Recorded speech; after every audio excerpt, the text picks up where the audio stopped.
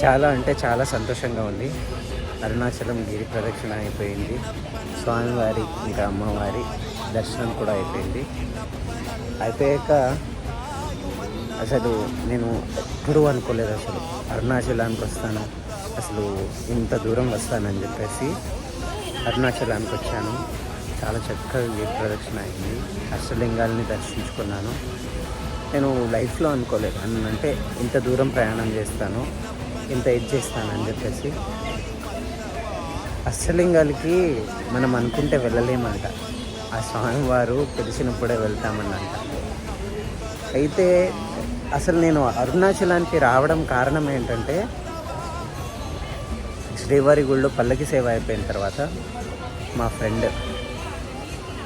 friend సాయికి ఎక్కడైనా వెళ్దామా అని అంటే, నేను సడన్గా అరుణాచలం కార్తీక మాసం రోజే